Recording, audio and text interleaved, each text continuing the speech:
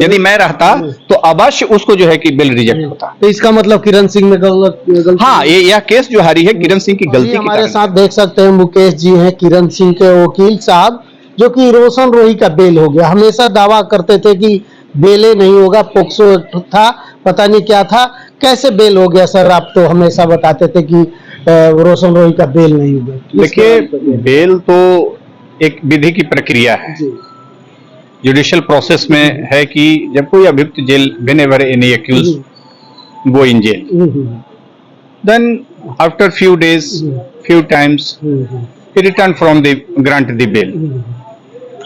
तो जेल तो जाना और बेल मिलना ये दोनों विधि की प्रक्रिया है। इसी प्रक्रिया के अंतर्गत इसको 9 महीना के बाद जो है कि बेल मिला है। ग्राउंड क्या? ग्राउंड ऑनरेबल हाई कोर्ट ने पिछले 3 महीना पहले एक ऑर्डर पास किया था कि पीड़िता की आप गवाही कराइए, और आफ्टर पीड़िता की जो विक्टिम की जो गवाही हो जाएगी तो उसके बाद आप जो है कि हाई कोर्ट आइए। तो चूंकि पीड़िता के भी इस केस में गवाही हो गई और पीरियड भी लंबा हो गया, तो इन दोनों तथ्यों को देखते हुए जो दोनों मटेरियल जो है कि हाई कोर्ट में आया, उसके आधार पर जो है कि इसको बेल मिल गया। मतलब कस्टडी कहा जाए तो कस्टडी के आधार पर ही बेल मिला है। हाँ, जितना कस्टडी चाहिए। जैसा हमने देखा कि कस्टडी हो गया, इसको बेल, अब इसको देने के लायक है। अब बाकी जाके निचले ट्रायल में आप ट्रायल कराइए इसी आधार पर। बिल्कुल।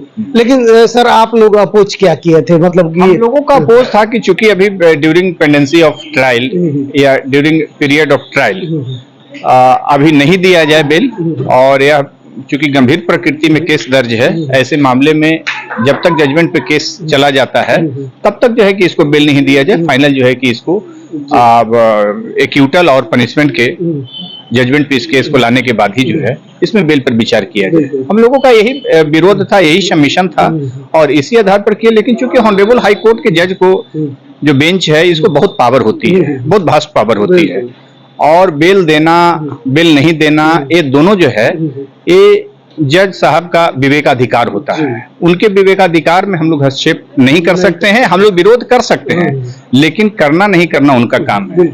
इसी क्रम में जो है कि इनका जो है कि अपने विवेक का प्रयोग करते हुए पटना हाई कोर्ट के जो है कि एक बेंच ने रोशन रोही को बेल दिया गया। बिल्कुल। लेकिन सर, आप क्या मतलब कि अपोज किए थे? क्या बोले कि नहीं, बेल नहीं दिए जाए? कुछ हम लोग कहे कि चूंकि बहुत प्रभावशाली लोग हैं और काफी फैंस फॉलोअर्स हैं इनका, यदि ये जेल से आवेंगे तो हो सकता है कि टेम्परिंग कर सकते हैं एविडेंस के साथ, गवाहों को धमका सकते हैं।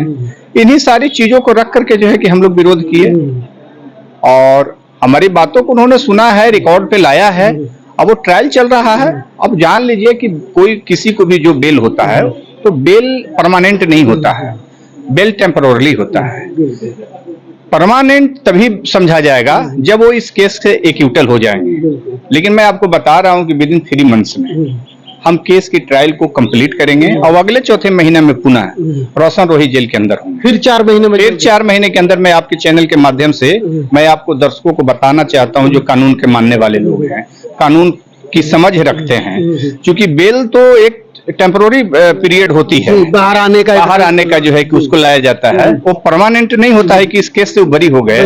जब इस केस में गुण और दोष पर जब विवेचना होगी, जब ट्रायल होगी, तब उसके आधार पर यदि वो एक्यूटल होंगे तो परमानेंट जेल से बाहर रहेंगे। और यदि इस बीच में यदि वो ट्रायल के दरमियान में यदि वो हंगामा करेंगे, टेम्परिंग करने का प्रयास करेंगे, गवाहों को डराने की काम करेंगे, जिस प्रकार से देखा जा रहा है कि वो लोग चाह रहे हैं कि अब हमारी जीत हो गई, तो ये जीत नहीं है।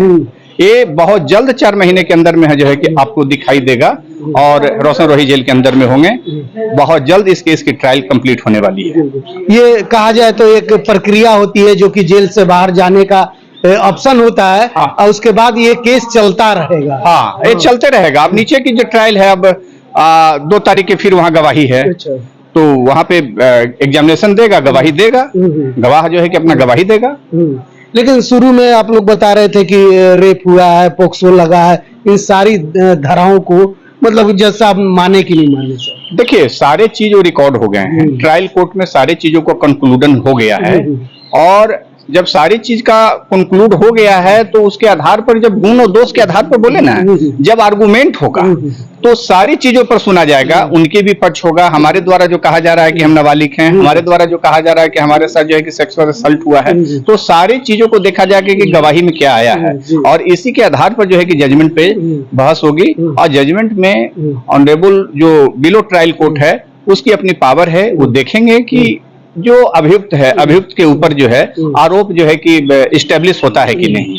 यदि आरोप इस्टेब्लिश होगा तो उसको सजा होगा, फिर सजा होगा और बहुत जल्द सजा होगा। ऐसे केस में जो मेरी अनुभव है वो एक्यूटल बहुत कम ही लोअर कोर्ट में होता है। हो सकता है कि हाई कोर्ट में कोई लाभ उसे मिले, लेकिन लोअर कोर्ट से उसे जरूर सजा मिलेगा। और मैं आपको बता देता हूं आपके चैनल के माध्यम से कि 4 महीने के बाद आप जरूर आइएगा मेरे पास, मैं आपको बताऊंगा कि इस केस में जो है कि जजमेंट में क्या हुआ, क्या चल रहा है। बिल्कुल। अब लोग कहाँ जाएंगे? अब इसके आगे, अब इसके आगे ट्रायल चलेगा निचली अदालत में ट्रायल चलेगा। मतलब high court each and every date को जो है कि अभियुक्त वहां रहेंगे, और पीड़िता की तरफ से जो गवाही है, इसमें जो चार्जशीटेड विटनेस है वो अपना गवाही देंगे डेट पर। मतलब कि सुप्रीम कोर्ट भी तो जा सकता है आदमी। हम लोग बेल कैंसिलेशन के लिए जो है कि हम लोग सोचेंगे, क्योंकि आज ऑर्डर आया है, ऑर्डर को हम लोग पढ़ रहे हैं। पढ़ने के बाद जो है कि अब हम लोगों को देखना होगा क्लाइंट कि वो कितनी जो है कि आर्थिक रूप से या इकोनॉमिक रूप से वो अपनी सक्षम है इस केस में।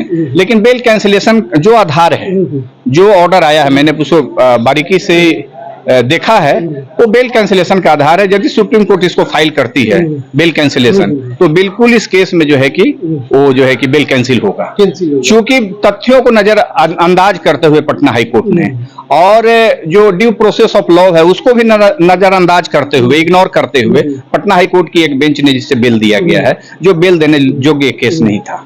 आपकी तरफ से क्या कोई चूक हुआ है? नहीं, देखिए, हमारे तरफ से कोई चूक नहीं हुई है।